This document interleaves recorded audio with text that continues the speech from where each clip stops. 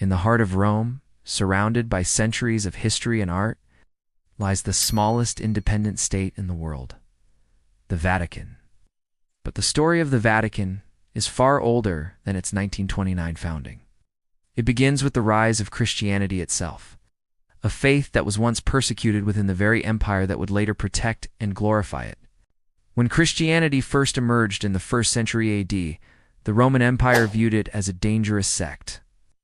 Christians refused to worship the emperor or the Roman gods, which challenged the foundations of imperial authority. Many early followers of Christ were executed for their faith. Among them was the Apostle Peter, who, according to tradition, was crucified in Rome around 64 AD during the reign of Emperor Nero. He was buried on Vatican Hill, a site outside the city walls that would one day become the very heart of the Catholic Church.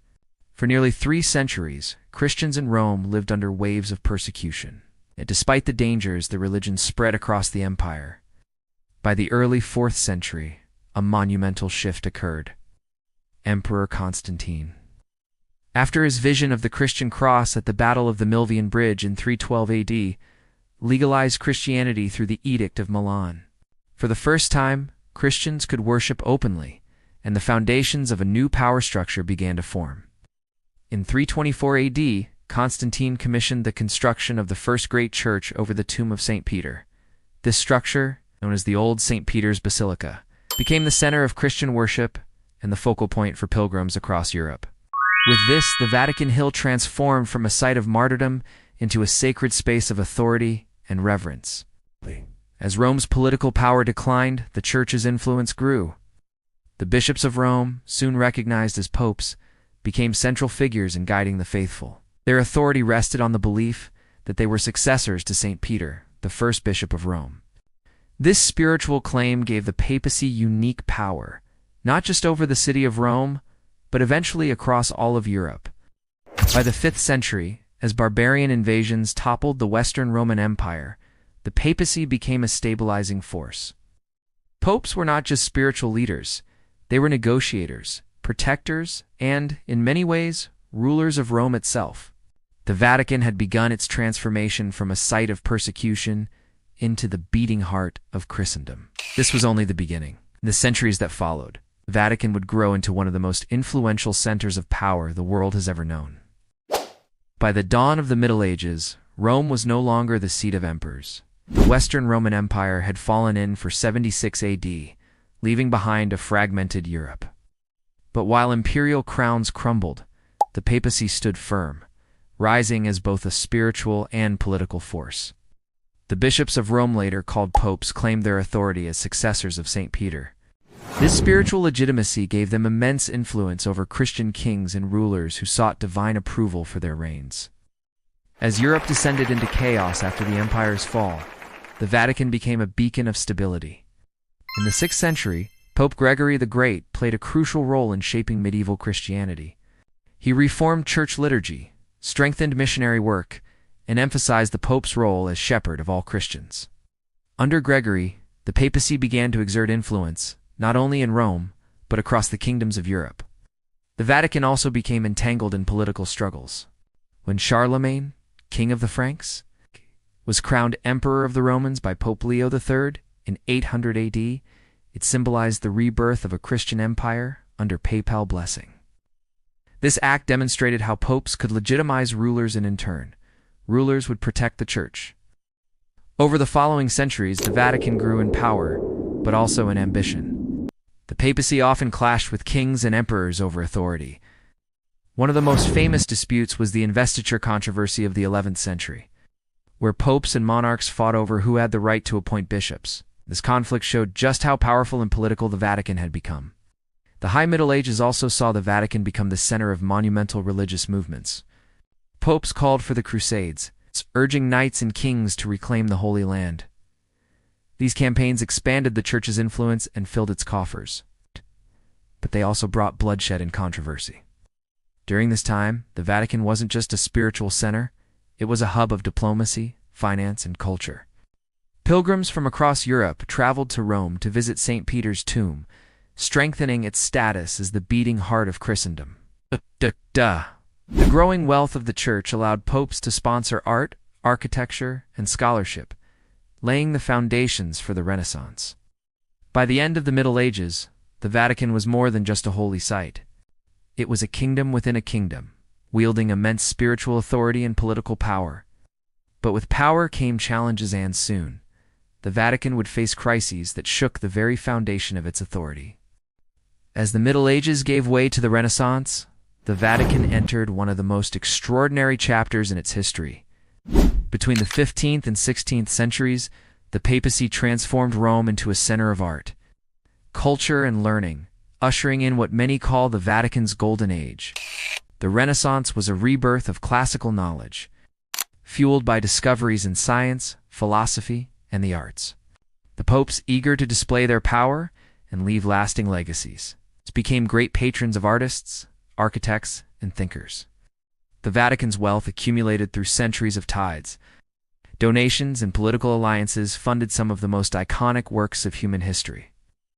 One of the greatest achievements of this era was the reconstruction of St. Peter's Basilica, beginning under Pope Julius II in 1506. The old basilica was replaced with a grand new church designed by masters such as Bramante, Raphael, and later Michelangelo, who crowned the basilica with its magnificent dome. This new St. Peter's became a symbol of both divine glory and papal authority. The Vatican also commissioned countless masterpieces that still inspire the world today. Michelangelo painted the ceiling of the Sistine Chapel, a breathtaking vision of biblical creation and judgment. Raphael adorned the papal apartments with his famous frescoes, blending theology, philosophy, and classical beauty. The Vatican had become not only the heart of Christianity, but also the cradle of artistic genius. But the Renaissance was not only about beauty, it was also an age of power politics, and the papacy often acted like a kingdom of its own. Popes commanded armies, made alliances, and sometimes even went to war. Families like the Borgias and the Medici held sway over the papal throne, intertwining religion with dynastic ambitions. This era also brought challenges. The lavish spending of Renaissance popes, combined with corruption and the sale of indulgences, provoked criticism. In 1517, Martin Luther's 95 Theses sparked the Protestant Reformation, splitting Christianity and shaking the Vatican's authority to its core. What had been a golden age of art and influence now turned into a time of division and conflict. Yet despite these upheavals, the Vatican's Renaissance legacy endures. Its art, architecture, and cultural influence remain unmatched, drawing millions to Rome every year. The Renaissance made the Vatican not only a spiritual capital, but also one of the greatest cultural treasures of humanity. The 16th century was one of the greatest tests the Vatican had ever faced. While the Renaissance filled Rome with splendor, it also exposed the Church's weaknesses. Corruption, indulgence, sales, and political maneuvering fueled resentment. And in 1517, Martin Luther ignited the Protestant Reformation, shattering the unity of Western Christianity. The Reformation spread quickly across Europe. Nations like Germany, England, and Switzerland embraced Protestant beliefs, rejecting papal authority. For the Vatican, this was not only a spiritual crisis, but also a political and financial one. The Church was losing vast territories, influence, and the loyalty of millions. In response, the papacy launched the Counter-Reformation, a determined effort to reform itself and reclaim its authority. Central to this movement was the Council of Trent, 1545 to 1563, one of the most important gatherings in Catholic history. At Trent, Church leaders reaffirmed traditional doctrines, addressed abuses, and strengthened discipline among clergy. The council gave birth to a revitalized Catholicism, stricter, more organized, and ready to confront its critics. Another powerful weapon of the Counter-Reformation was the rise of new religious orders. Most famously the Jesuits, founded by Ignatius of Loyola. The Jesuits became the Vatican's spiritual soldiers, spreading Catholicism through education, missionary work, and unwavering loyalty to the Pope. They traveled as far as Asia and the Americas, planting the Vatican's influence across the globe. Art and architecture also became tools of the Counter-Reformation. The Vatican embraced the Baroque style, dramatic and emotional, designed to inspire awe and devotion. Churches, paintings, and sculptures reminded the faithful of the glory of God and the authority of the papacy. Bernini's grand colonnade around St. Peter's Square is one of the most enduring examples of this era. But this was also a time of conflict. The Vatican was at the heart of wars of religion that tore Europe apart for more than a century. From the 30 Years' War to the struggles in France and the Netherlands, Catholic and Protestant powers battled for supremacy. The Pope was no longer just a spiritual leader, he was a political player whose influence could decide the fate of kingdoms. By the end of the 17th century, the Vatican had survived the storm.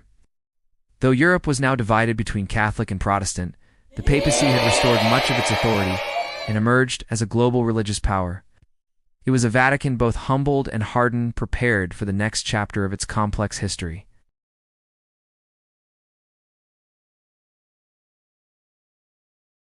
By the dawn of the 18th and 19th centuries, the Vatican faced a very different world.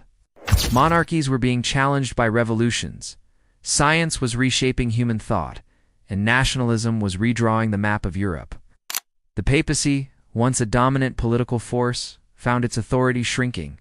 The French Revolution of 1789 was a turning point. Revolutionary forces seized church lands, dissolved monasteries, even imprisoned Pope Pius VI. Napoleon later marched into Rome, taking Pope Pius VII captive. Though the papacy survived, its days as a vast territorial power were coming to an end. The 19th century brought more challenges.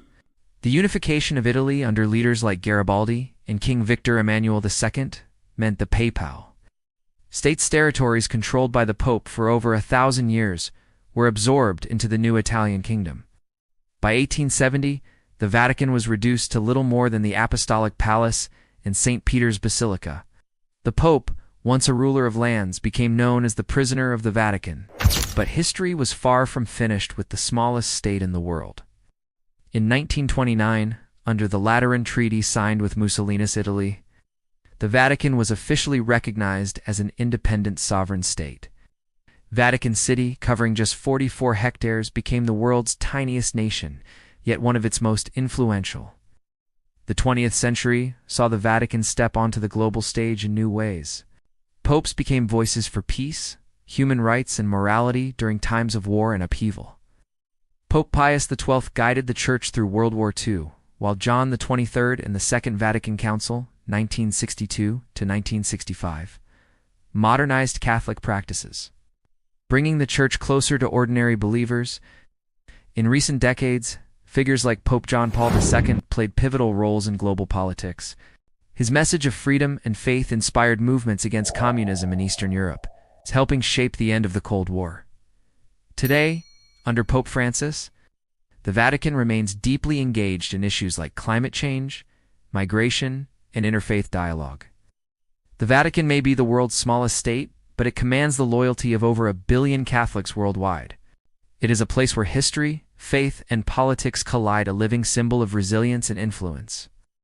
From persecution under emperors to the Renaissance's golden splendor. From Reformation struggles to modern diplomacy, the Vatican's journey is unlike any other in history. And though tiny in size, its impact on the world remains vast. Thank you for following Historical Story YT. Don't forget to subscribe to discover even more epic journeys through history. And stay tuned, the next story is already waiting.